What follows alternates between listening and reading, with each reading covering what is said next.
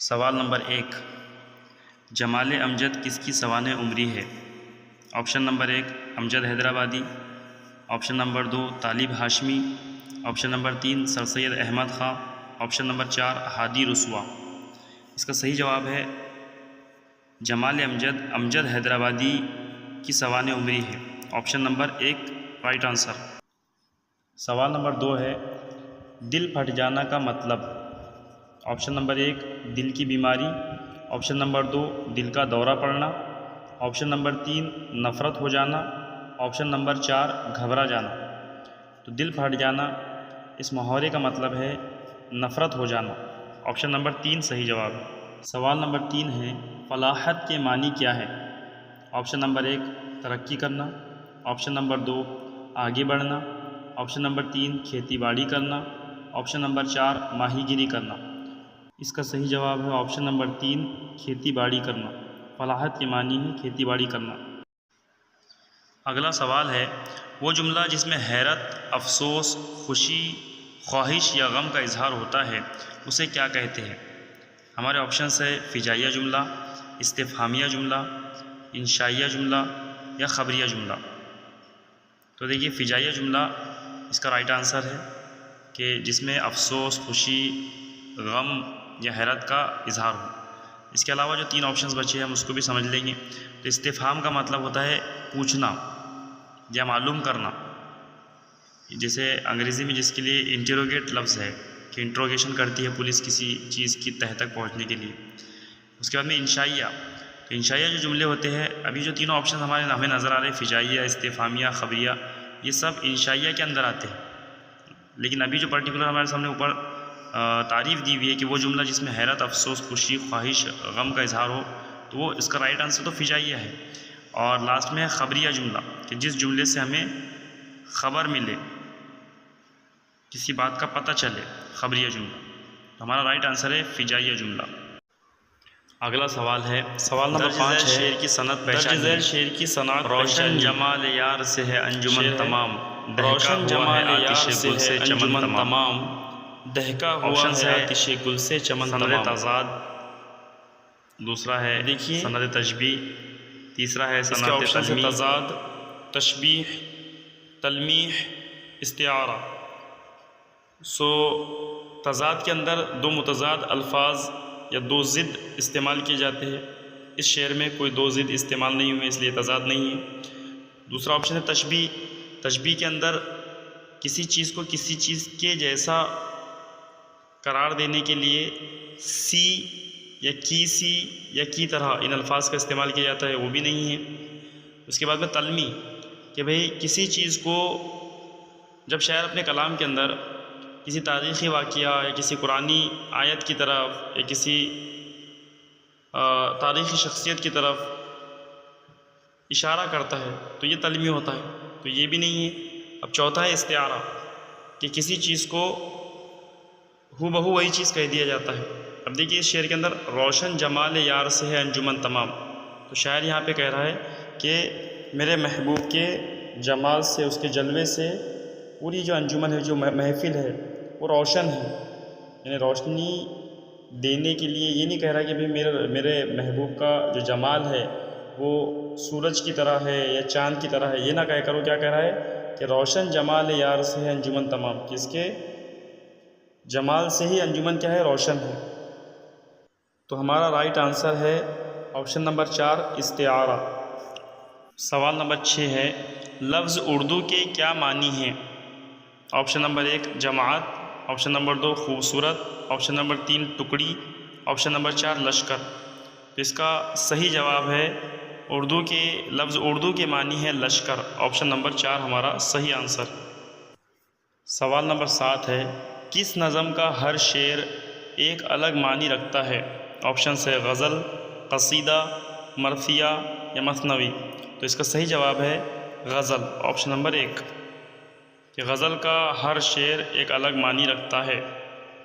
سوال نمبر 8 ہے وہ لفظ جو کسی لفظ یا اسم ضمیر کا کسی دوسرے سے رشتہ یا تعلق ظاہر کرے۔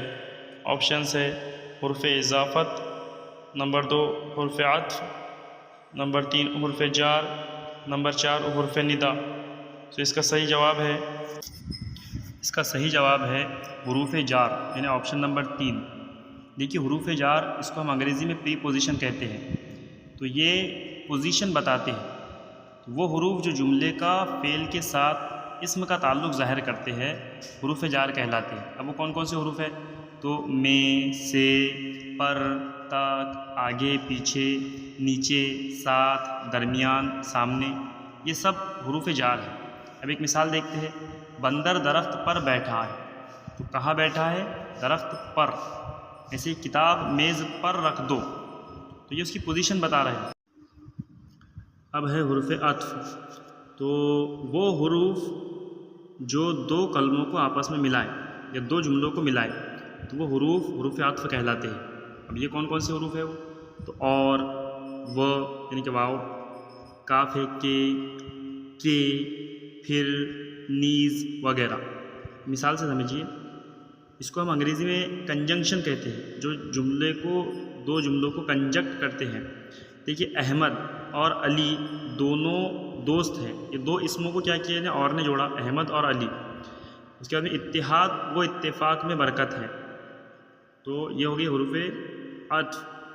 اس کے بعد ہے حروف اضافت، تو حروف اضافت وہ حروف جو دو اسموں کو آپس میں ملاتے ہیں حروف اضافت کہلاتے ہیں۔ اب یہ حروف کون کون سے ہیں؟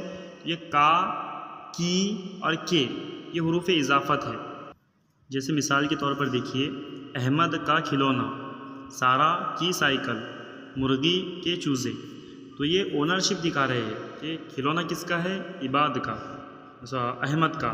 اسی طریقے سائیکل کس کی ہے؟ تو سارا کی، اور چوزے مرغی کے۔ تو یہ حروف اضافت ہے جو دو اسموں کو آپس میں ملا رہے ہیں، اور یہ کون کون سے ہے؟ کا، کی، کے۔ اب اگلا ہے حروف ندا، تو وہ حروف جو کسی کو پکارنے یا بلانے کے لیے استعمال ہوتے ہیں حروف ندا کہلاتے ہیں۔ جیسے مثالیں دیکھیے، ارے بھائی سنیے ذرا، اجی ذرا رکیے تو، اے خدا میرے بیٹے کو دن دگنی رات چوگنی ترقی عطا فرما۔ تو ان تینوں جملوں میں، جیسے پہلے جملے میں ارے استعمال ہوا، دوسرے جملے میں اجی، تیسرے جملے میں اے، تو یہ تینوں بھی حروف ندا ہے۔ اگلا سوال ہے، مخمس کے ہر بند میں کتنے مصرے ہوتے ہیں؟ تو دیکھیے ہم نے سنا ہے نا، حواس خمسہ، یعنی کہ 5 حواس ہمارے ہے نا، تو خمسہ کے معنی ہوتے ہیں 5، تو مخمس کے ہر بند میں 5 مصرے ہوتے ہیں، تو ہمارا رائٹ آنسر ہے آپشن نمبر 1، 5۔ اگلا سوال ہے، مرزا غالب کا پورا نام بتائیے۔ آپشن سے برکت اللہ خان، اسد اللہ خان، سیف اللہ خان، حبیب اللہ خان۔ تو رائٹ آنسر ہے اسد اللہ خان، آپشن نمبر 2۔ اگلا سوال ہے، حیات جاوید کس کی تصنیف ہے؟ آپشن ہے مولوی نذیر احمد، یعنی کہ ڈپٹی نذیر احمد، نمبر 2 مولانا الطاف حسین حالی، نمبر 3 سر سید احمد خان، اور نمبر 4 مرزا ہادی رسوا۔ تو اس کا صحیح جواب ہے حیات جاوید، یہ سر سید احمد خان کی تصنیف ہے، option number 3 is the correct answer. اگلا سوال ہے، درج ذیل شعر کی صنعت پہچانیے۔ جہاں تیرا نقش قدم دیکھتے ہیں، خیابہ خیابہ ارم دیکھتے ہیں۔ آپشنس ہے تضاد، تشبیہ، تلمیح، تکرار۔ سو دیکھیے اس میں اپوزٹ ورڈس یعنی کہ ضد الفاظ استعمال نہیں کیے گئے، یعنی دو کلمے جو معنی کے اعتبار سے ایک دوسرے کی ضد ہو، یہ تو استعمال نہیں ہے اس کے اندر، تضاد نہیں ہے۔ تشبیہ کی پہچان ہم نے اب یہ تھوڑی دیر پہلے دیکھی کہ اگر جملے کے اندر سی یا طرح یہ استعمال ہو تو تشبیہ ہوگا، تشبیہ بھی نہیں ہے، یعنی کسی چیز کو کسی چیز کے جیسا نہیں بتایا گیا۔ تیسرا اس میں آپشن ہے تلمیح۔ تلمیح کسی تاریخی واقعے کی طرف یا کسی قرآنی آیت کی طرف، کسی تاریخی شخصیت کی طرف یا کسی ریاضیاتی شخصیت کی طرف اشارہ نہیں ہے، اس لیے تلمیح بھی نہیں ہے۔ اب لاسٹ میں بچا ہے تکرار۔ تو جب شاعر اپنے کلام میں حسن پیدا کرنے کے لیے الفاظ کی تکرار لاتا ہے تو اسے تکرار کہتے ہیں، یعنی الفاظ کی تکرار سے کلام میں حسن پیدا کرنے کیا جاتا ہے تو اسے سند تکرار کہا جاتا ہے۔ تو آپشن نمبر 4 ہمارا کریکٹ آنسر۔ اگلا سوال ہے وہ نظم جس میں خدا تعالیٰ کی تعریف و توصیف بیان کی جاتی ہے اسے آپشنس ہے حمد، نعت پاک، منقبت یا دعا۔ تو اس کا صحیح جواب ہے حمد۔ اگلا سوال ہے درج ذیل شعر کی صنعت پہچانیے۔ کیا وہ نمرود کی خدائی تھی بندگی میں میرا بھلا نہ ہوا؟ آپشنس ہے تشبیہ، تضاد، تلمیح یا تکرار۔ تو دیکھیے ابھی ہم نے صرف تھوڑی دیر پہلے بتایا آپ کو کہ کسی تاریخی واقعے کی طرف یا کسی اسلامی واقعے کی طرف یا کسی قرآنی آیت کی طرف اگر اشارہ ہو تو یہ تلمیح ہے۔ تو کیا وہ نمرود کی خدائی تھی؟ تو یہاں پر یہ اشارہ ہے، اس لیے یہ کیا ہے تلمیح کی مثال ہے۔ Option number 3 is the correct answer. اگلا سوال ہے چھوٹا منہ بڑی بات کا مطلب ہے۔ آپشن سے بہت زیادہ بولنا، جھوٹ بولنا، حیثیت سے زیادہ بولنا یا چاپلوسی۔ سو اس کا صحیح جواب ہے حیثیت سے زیادہ بولنا، یعنی کہ چھوٹا منہ اور بڑی بات، حیثیت سے زیادہ بولنا۔ سوال نمبر 16 ہے فورٹ ولیم کالج کس شہر میں قائم ہوا؟ آپشنس ہے کلکتہ، آگرہ، دہلی یا علی گڑھ۔ سو اس کا رائٹ آنسر ہے Calcutta. Fort William College Calcutta شہر میں قائم ہوا۔ کوشچن نمبر 17 ہے اردو غزل کا شہنشاہ کسے کہا جاتا ہے؟ یہ سوال اس طریقے سے بھی آتا ہے کہ خدائے سخن کسے کہا جاتا ہے؟ تو اس کا صحیح جواب ہے میر تقی میر۔ پہلا آپشن رائٹ آنسر ہے۔ کوشچن نمبر 18 ہے وہ لفظ جو کسی اسم کی حالت، کیفیت یا کمیت ظاہر کرے اسے کیا کہتے ہیں؟ تو آپشنس ہے فعل کہتے ہیں، زمانہ کہتے ہیں، ضمیر کہتے ہیں یا صفت کہتے ہیں۔ تو اس کا رائٹ آنسر ہے صفت کہتے ہیں، کہ وہ لفظ جو کسی اسم کی حالت یا کیفیت یا کمیت ظاہر کرے، خوبی یا خامی بتائے، تو وہ کیا ہے؟ وہ صفت ہے۔ کوشچن نمبر 19 ہے شہریار کو کون سا انعام ملا تھا؟ آپشنس ہے Jnanpith award, number 2 Nobel award, number 3 Arjuna award, number 4 Gyan Ganga award. تو اس کا رائٹ آنسر ہے گیان پیٹھ ایوارڈ۔ شہریار کو گیان پیٹھ ایوارڈ ملا تھا۔ اگلا سوال ہے درج ذیل شعر کی صنعت پہچانیے۔ شعر ہے چلا جاتا ہوں رستہ کھیلتا موجے حوادث سے، اگر آسانیاں ہوں زندگی دشوار ہو جائے۔ آپشنس ہے تشبیہ، تضاد، تلمیح، تکرار۔ تو دیکھیے تشبیہ کے اندر ہم نے بتایا تھا کہ سی یا کی طرح اگر ہو، کی سی یا کی طرح ہو تو تشبیہ ہوگی، تو اس میں نہیں ہے، یعنی کسی چیز کو کسی چیز کی مشابہ نہیں بتایا گیا۔ تلمیح کے متعلق بتایا گیا تھا کہ قرآنی واقعہ یا تاریخی واقعہ یا کسی تاریخی شخصیت کے متعلق اگر اشارہ ہو تو تلمیح ہوگا۔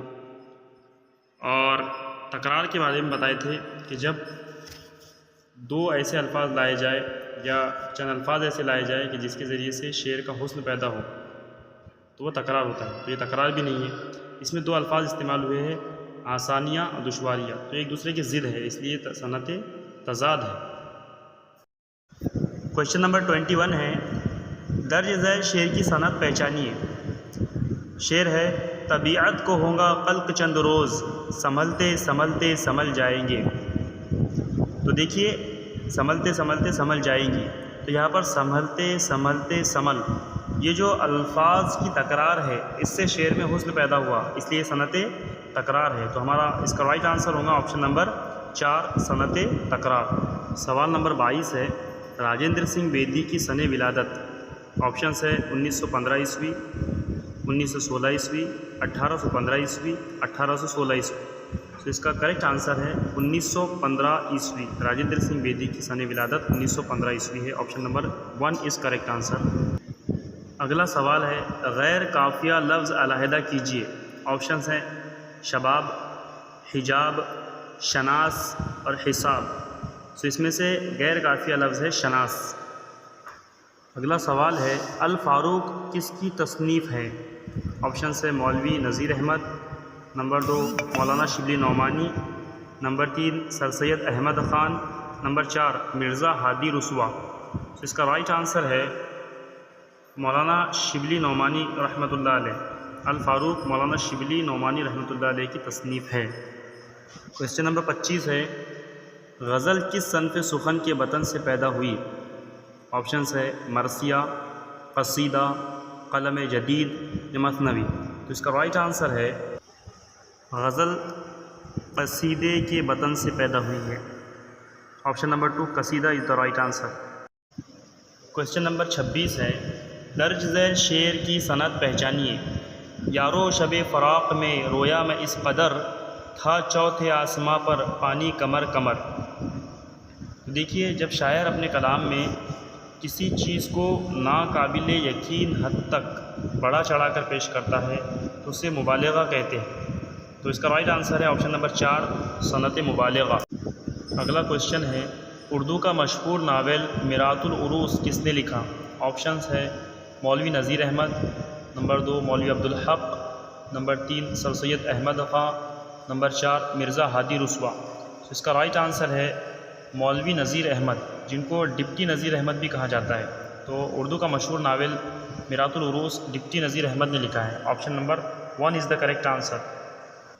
نیکسٹ کویسچن ہے، نواب کا مؤنث ہے؟ آپشنس ہے نوابن، نوابنی، بیگم، محترمہ۔ اس کا رائٹ آنسر ہے بیگم۔ نواب کا مؤنث بیگم ہے۔ اس کے بعد کویسچن نمبر 29 ہے، یہ ریپیٹ ہو گیا کویسچن کہ اردو کا مشہور ناول میرات العروس کس نے لکھا؟ تو اس کا رائٹ آنسر ہے Maulvi Nazir Ahmad, option number 1۔ Question number 30 ہے، کتب کی واحد بتائیے۔ تو کتب یہ جمع ہے کتاب کی، اس میں آپشنس ہے مکتب، کتابی، کتاب، کتابوں۔ سو اس کا رائٹ آنسر ہے آپشن نمبر 3 کتاب۔ کویسچن نمبر 31 ہے، اردو کس بولی سے نکلی ہے؟ اس میں آپشنز دیے ہوئے ہیں کھڑی بولی سے، دکنی، بھوجپوری یا کشمیری۔ تو اس کا رائٹ آنسر ہے کھڑی بولی سے۔ اردو کھڑی بولی سے نکلی ہے۔ اگلا سوال ہے، وہ نظم جس میں آپ صلی اللہ علیہ وسلم کی حیات مبارکہ سیرت پاک کو بیان کیا جاتا ہے اسے؟ آپشن ہے حمد، نعت پاک، منقبت یا دعا۔ تو جس نظم میں آپ صلی اللہ علیہ وسلم کی حیات مبارکہ یا سیرت پاک کو بیان کیا جاتا ہے اسے نعت پاک کہتے ہیں۔ Option number 2 is the correct answer. Urdu ادب میں سب سے پہلے ڈرامہ نگار کون تھے؟ یہ جو آپشنز دیے گئے ہیں ان میں سے سب سے پہلے کون تھے؟ سو آپشنز ہے پریم چند، قلی قطب شاہ، نواب واجد علی شاہ یا قدسیہ زہدی۔ تو option number 3 is the correct answer, Nawab Wajid Ali Shah. Question number 34 ہے، روپ کس کی روائیوں کا مجموعہ ہے؟ آپشن ہے فراق گورکھپوری، داغ دہلوی، پروین شاکر یا لتا حیا۔ تو اس کا رائٹ آنسر ہے فراق گورکھپوری۔ اگلا سوال ہے، 30 پروانے شمع رسالت کے کس کی تصنیف ہے؟ آپشنس ہے مولانا شبلی نعمانی، طالب ہاشمی، سر سید احمد خان اور ہادی رسوا۔ تو اس کا رائٹ آنسر ہے طالب ہاشمی۔ 30 پروانے شمع رسالت کے یہ طالب ہاشمی کی تصنیف ہے۔ اگلا سوال ہے، مربی کی تانیث کیا ہے؟ پہچاننا ہے۔ رابعہ، مربع، مربیہ، مرابعیہ۔ سو آپشن نمبر 3 مربیہ از دا کریکٹ آنسر۔ اگلا کویسچن ہے، ان میں سے کون سا املا درست ہے؟ تلاتم، طلاتم، طلاقم یا تلاقم۔ سو اس کا رائٹ آنسر ہے آپشن نمبر 4 تلاقم۔ اگلا سوال ہے، مندرجہ ذیل میں سے حاکم کی جمع کیا ہے؟ تو حاکم کی جمع حکام ہے، جو آپشن نمبر 3 ہے۔